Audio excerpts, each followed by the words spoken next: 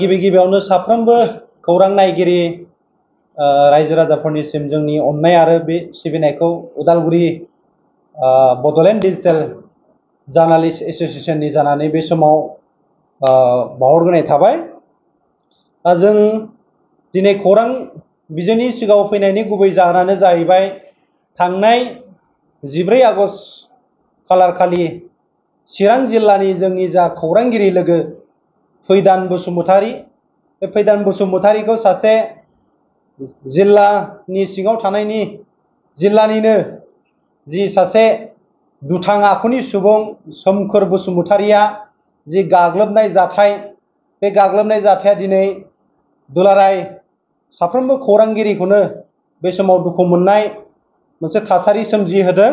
मानो होनोब्ला जों बेखौ दुखु मोनदों आरो बेजों लोगोसे जों खावलायदों दिनै जिथु बिटिआर सरकार जों लोगोसे जि चिरां जिल्लानि जे पुलिस बिफान, बे पुलिस बिफाना थाबैनो बै दुथां जा सोमखोर बसुमतारी, बे सोमखोर बसुमतारीखौ हमनानै बेखौ आयेन बायदियै थाबैनो राहा लानांगौ। जों नुनो मोनदों बिथां सोमखोर बसुमतारीया दासिमहालागै बहाबा खारखुमानानै दङ बा पुलिस बिफानजों बेबायदि हमजायाखै।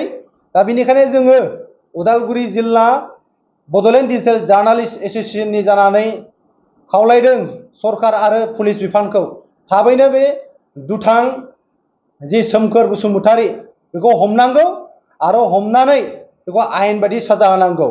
मानोना दिनैनि सानाव जि बर' खौरांगिरिफोर दिनै बिसोरो सान्दुं अखा नेवसिनानै दिनै गावनि न' बां गारनानै गुबुनाव बेबायदि खौरां बुथुम दिनै समाजनि जा जेंना, बे जेंनाखौ बोस्रांलांनो आरो ओनसोलाव मोनसे गोजोन थासारि लाबोनो थाखाय दिनैनि सानाव जिथु खामानि मावगासिनो दङ।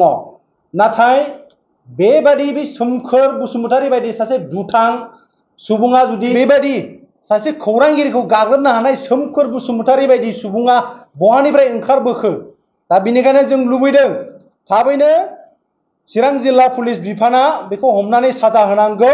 जों बेखौ दिनै बे खौरां मेलनि गेजेरजों जों आरो मोनसे बाथ्राखौ फोरमायबावनो सानदों, जाहाथे फैबाय थानाय समाव बेबादिनो जाहाथे चिरां जिल्लायाव जि जालांनाय जाथाय, बे जाथाया फैबाय थानाय समाव आरो जोंनि साफ्रोमबो खौरांगिरिफोरनि जिउआव दाजाथों। मानोना दिनै बर' खौरांगिरिफोरा गावनि जा रोंगौथि, बे रोंगौथिखौ लानानै दिनैनि सानाव खामानि मावगासिनो दङ।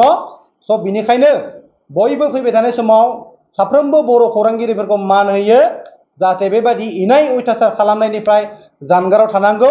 दिनै बेखौ जोङो उदालगुरि जिल्ला बड'लेण्ड डिजिटेल जार्नालिस्ट एसोसिएशननि जानानै खावलायनाय थाबाय।